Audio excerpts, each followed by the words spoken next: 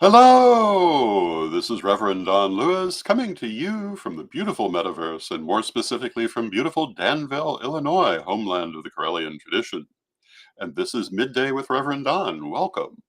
And as you know, if you follow Midday with Reverend Don, you can type your questions or comments onto whatever platform you happen to be watching on, assuming that you're watching live, and it will show up here in my chat room and we can talk directly.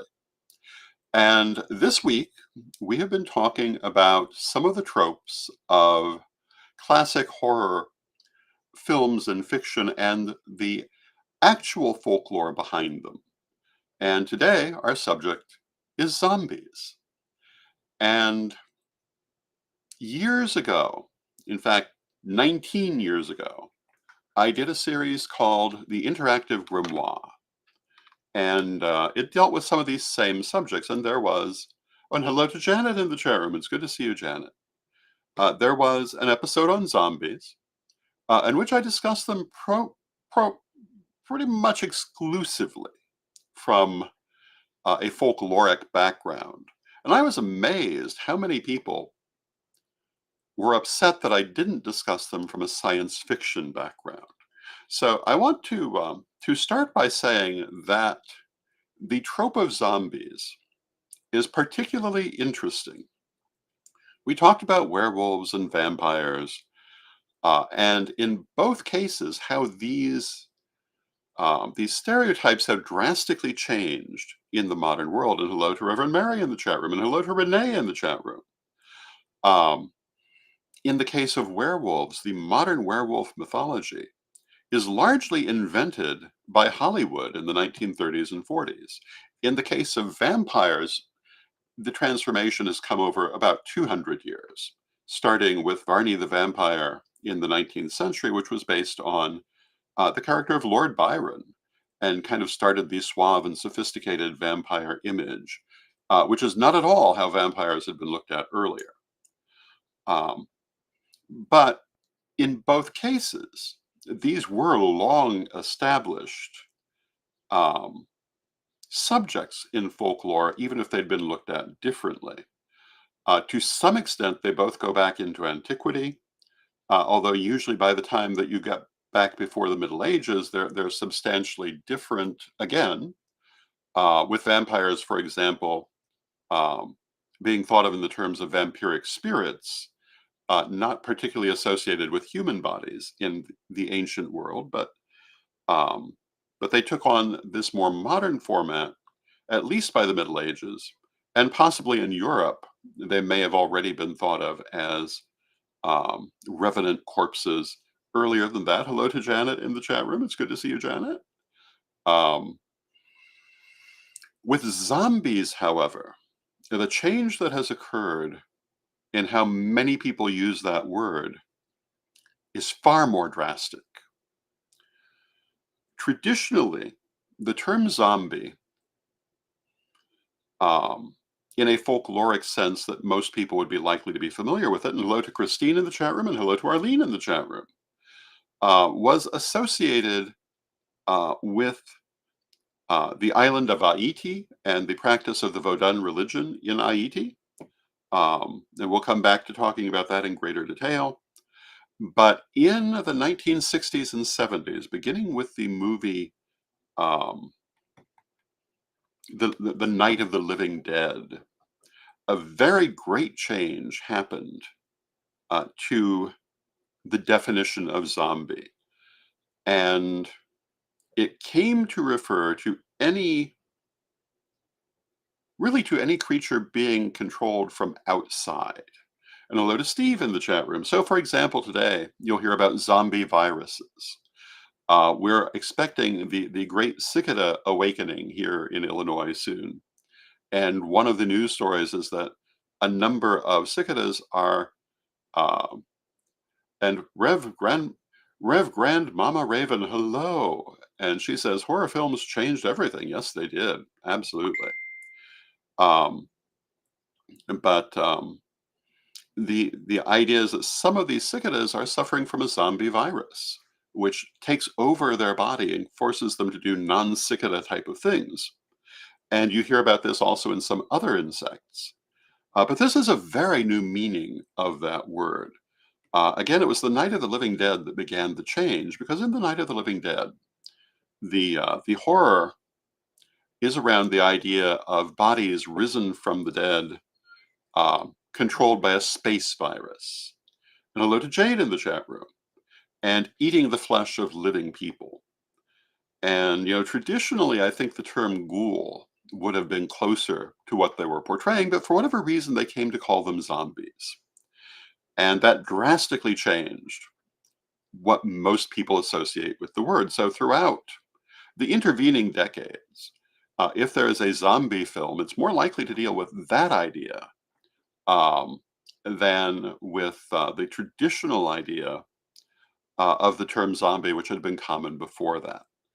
I'm not really going to go into the horror trope too much, though we may come back to it. I want to talk more about the idea of zombie before that, where it comes from. And it comes from the island of Haiti. Zombie, the term zombie, is found in traditional African religion, particularly the Vodun religion. Um, and you will encounter it in a variety of sources, notably the New Orleans Vodun queen Marie Laveau had a snake named Zombie that she danced with on ritual occasions. But the meaning of that word zombie in this context is not the same as you'll find in Haiti. Um, the term zombie means something to the effect of spirit and is used more or less the same way that we use that term in English, to the best of my knowledge. In Vodun, there are a number of deities, particularly Danbala, who are portrayed as serpents. But the term zombie, I think, is very widely used, or was, um, referring to spirits in general. In Haiti, however, things took a very different turn. Um, in Haiti, the term zombie referred to a person who was magically raised from the dead and turned into a mindless slave. This is obviously the origin of the alien zombie science fiction mythos, but also very obviously different from it. And it is not in any way a part, to the best of my knowledge, of traditional African religion. It is something that developed specifically in Haiti. And, I was saying on Tuesday that it's been remarked that if eyewitness accounts from sober, respected individuals were enough to prove that something was true, then nothing has been more thoroughly proven than the existence of vampires. And we talked about that a little bit. But that's kind of true for zombies also. For a long time, it was assumed that this was just a myth. Hello to Mary in the chat room. Um, but increasingly through the 20th century, there was more and more evidence that there was an actual reality behind this, including film of zombies, and even in, I believe, the 1970s, interviews with escaped zombies, or people who claimed to be escaped zombies. And most of these people believed that they had actually died, been revived, um, and become basically mindless slaves. And there is a lot of fictional literature from or concerning Haiti dealing with this subject. It was a big horror subject in the early 20th century, um, and usually not taken terribly seriously in the real world. But again, through the 20th century, there came to be more and more evidence that there was an actual thing happening here, even to the point of some people claiming to know how it was done. So this is the traditional mythology around zombies, that a Bokor, who is a baneful magician from the Vodun religion, because this is not part of what we might call legitimate Vodun, but is part of baneful magic in that background, would raise the person who had died from their grave, um, basically without their mind, They would not remember who they had been. They would have no will of their own. They would become a slave of the Bokor, who commonly used them, at least according to mythology, as field hands. And in other sorts of manual labor where a lot of thinking was not necessary. In the film White Zombie from, I want to say, 1932, which is an interesting film with a few problems. Um, but in that film, the zombies are working in a sugar mill, um, where they basically are just turning the different equipment by hand. Um, Interesting film as a historical anything. It's well, I think the historicity of the film can be summed up by the fact that quite a bit of it happens in a medieval castle of the European sort on the island of Haiti, something that absolutely never existed. Um, but an interesting film. And if you want to see the film, you can go back to Reverend Don's Library of Horror from a couple of years ago. And it was one of the films that we reviewed and talked about and showed. Um, and we talk about a number of these things in our commentary on that film. But this is what the traditional mythology of zombies was, and they could not consume salt. And if they consumed salt, the spell would be broken. There is a story out of, I think, traditional Haiti folklore about a Bokor who had a small troop of zombies working their fields for them. Um, and every day, he and his wife would take them out to the fields and um, have them work.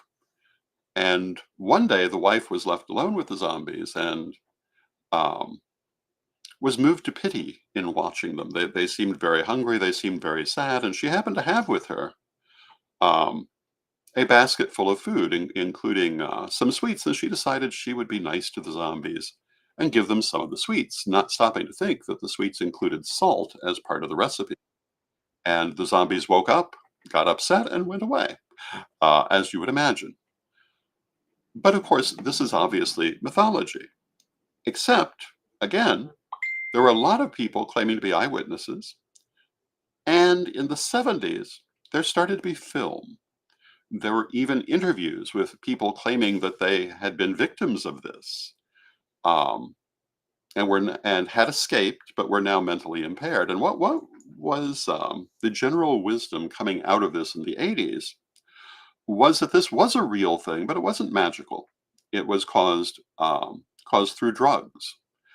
And the Bokor would choose the person that they wanted to turn into a zombie, would give them a drug that simulated death, but did not actually kill the person, would, quote, raise them from the dead by waiting for the drug to wear off and being there at the right moment, and convince them that they had died, were uh, risen from the dead, and were now obliged to serve them.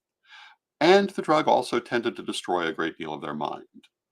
And they would then go forward in this state of bondage. Those people who later claimed to have escaped from this were mentally impaired, but had not been in their previous life, and tended to uphold this idea.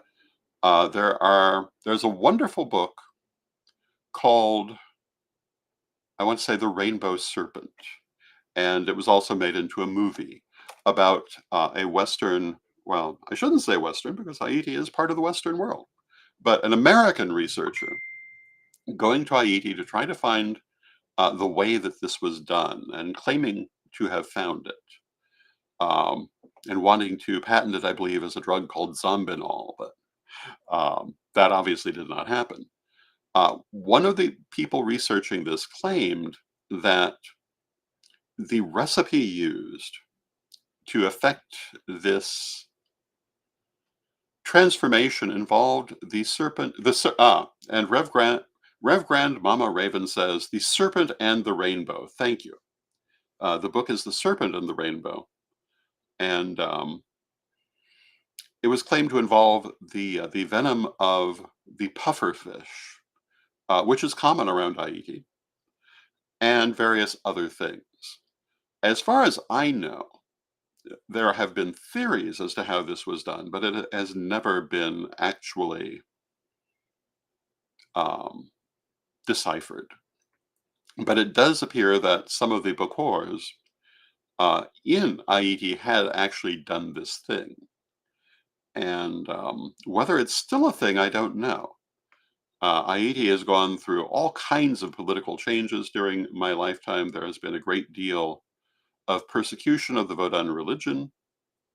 Currently, Haiti is, after our rebuilding it, uh, quote, in a state of pretty much total collapse, which frequently happens under those circumstances. Um, because it appears that our rebuilding it was basically a number of moneyed interests lining their pockets, who didn't really do that much for the island, um, and left it in a state of total political chaos. I was reading the other day about how basically it's currently a contest between warlords to see who will end up taking it over, and we'll see what happens. Um, but Haiti is in a sad state, unfortunately. But the Vodun religion is certainly very much alive there, and Haiti has, I would describe it as its own branch of Vodun, um, as does New Orleans and various other places in the Americas have various unique branches of African traditional religion, which aren't always well accepted by actual African traditional religion. One of the more interesting discussions I've ever witnessed was in Australia at the Parliament of the World's Religions from, was it 2009, whatever year it was in Australia. And um, they had a gentleman introduced as the King of Benin, representing Nigerian Vodun. There was also a lady, I believe her name was Professor Catherine Scott, who was more or less representing New World Vodun. And they had a discussion in which she attempted to make the point that New World Vodun could not be quite the same as Old World Vodun because many of the things that are used in the old in Africa are not present in the Americas, and substitutions simply had to be made, and this was only a natural point of life. And the king was not having it. He believed everything must be exactly the same, as I remember the conversation. It was very interesting to see, and a typical situation in many of the world's religions. Um, but it was very interesting, and I personally agree with Professor Scott that of course there are going to be variations. You have to expect it, and in fact, I think that that's always a good thing personally. But that's my point of view. So this is the historical context for what's usually referred to as a zombie. As I say, it's not part of African traditional religion. It originates in Haiti in this sense, although the term zombie does have an older usage, but it's a different usage.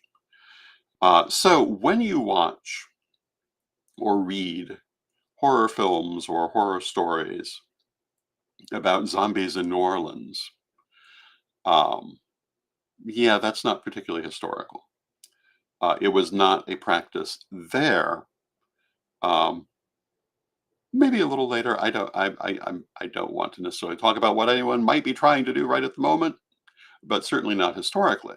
It was not something that came from Africa and isn't found in other branches of Vodun. It was something developed in Haiti, or at least this is the best of my understanding. And that makes it very different um, from the other horror tropes we've discussed. One of my favorite books, and I want to say that it's here in the office, is the Arbor House Necropolis which is an anthology of classic horror stories published around 1979, maybe 1980.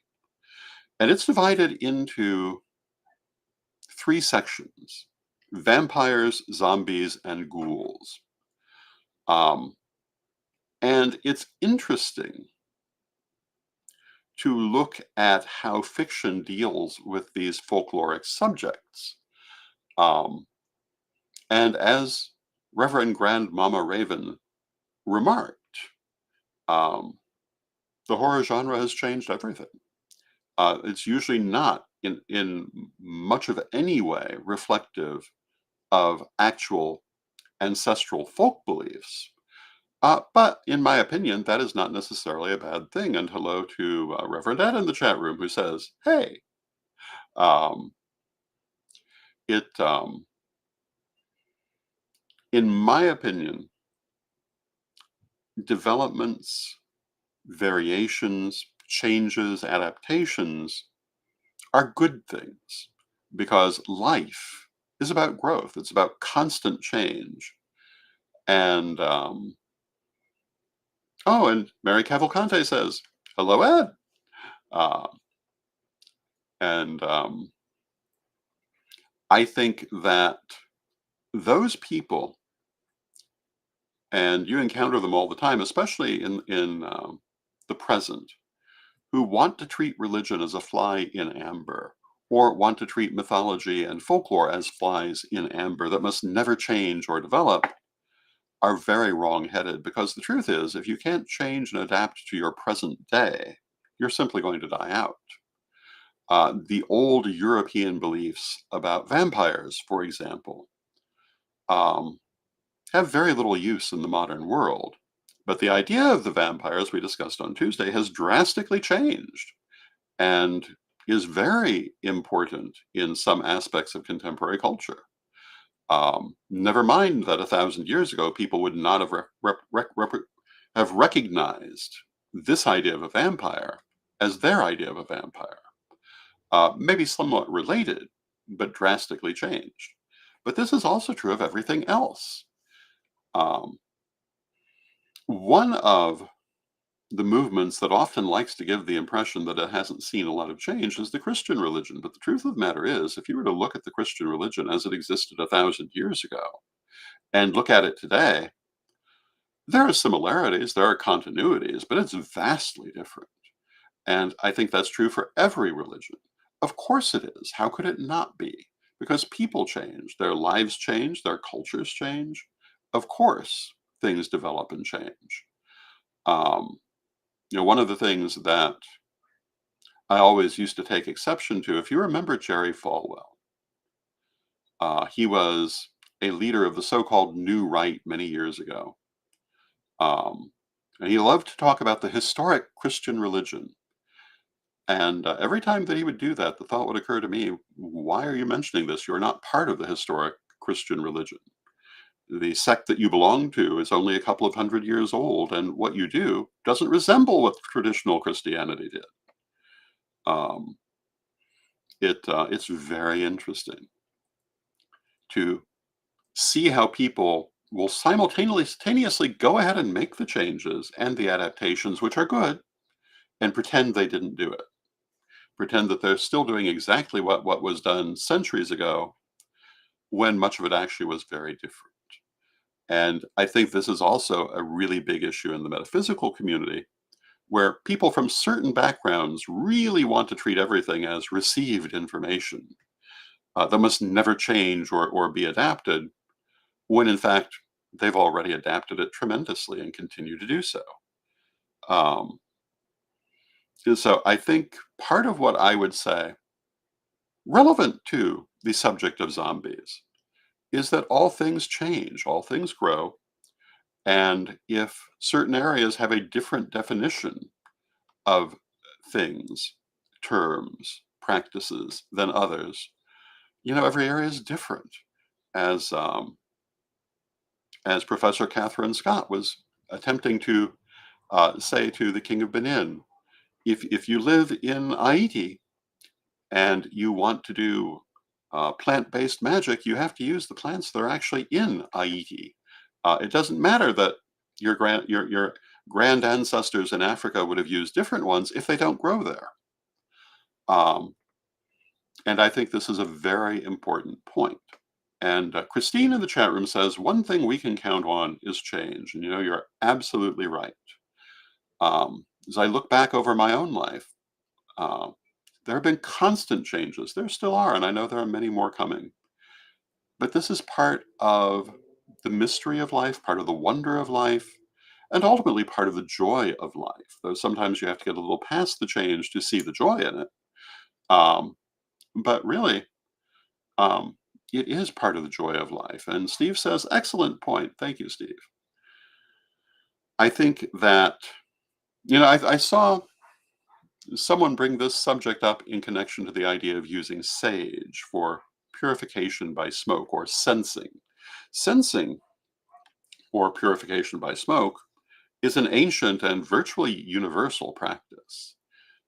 They did it in ancient Egypt. They did it in ancient Greece. They did it throughout European history.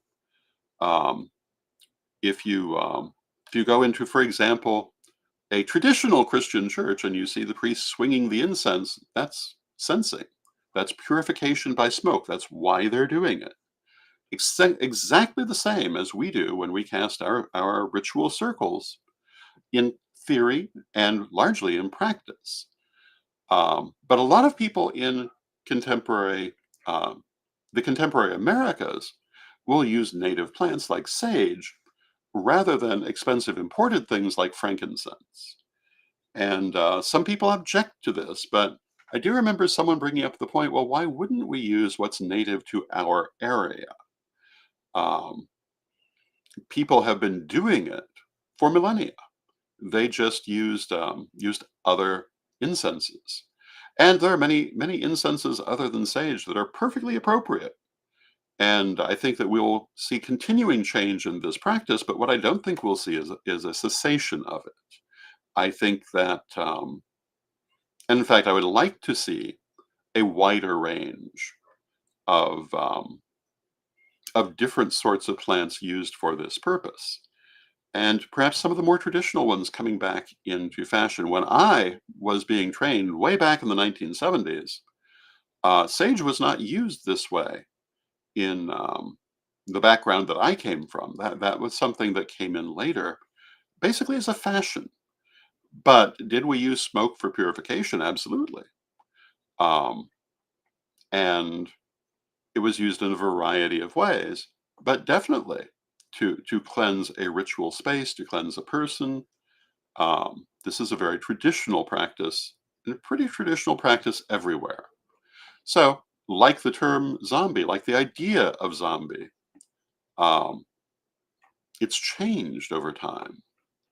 And we can either be all upset that things change for no purpose because we can't stop the change, or we can embrace it and make the best of it.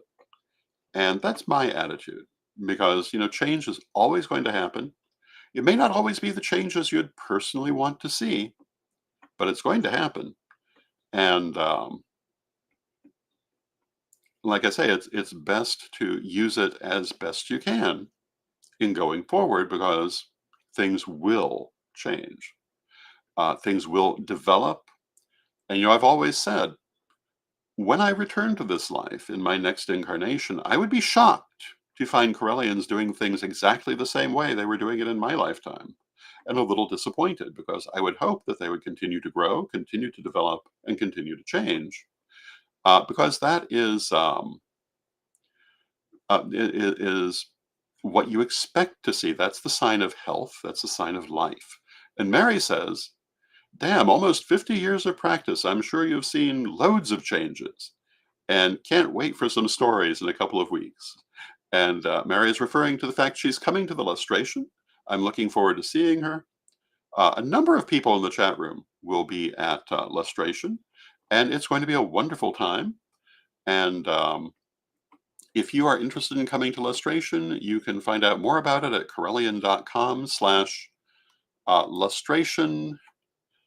Let me make sure I'm getting the proper lustration.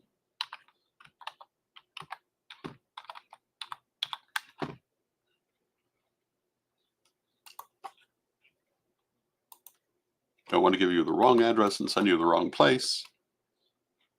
Well, you can find it at Corellian.com. You'll find it under the buttons on the side. And Corellian.com/lustration HTML, I believe will get you there.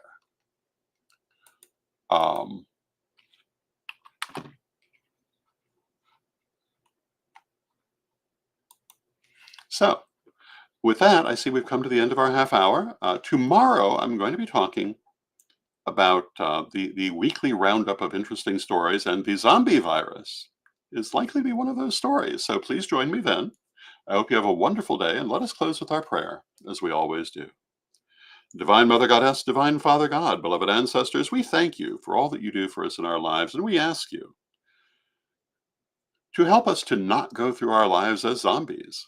Help us to have our eyes open and our hearts open, and to be ready for change and growth and development, and to embrace these things, and to think with our own minds and our own critical thinking skills, and not to be influenced by forces that are not always in our interest, but rather to be guided by spirit and to listen to your voices in our heads as you advise us. Beloved Mother Goddess, beloved Father God, beloved ancestors, we thank you with great love and thanks for this and all things you do for us in our lives, and knowing you're always with us.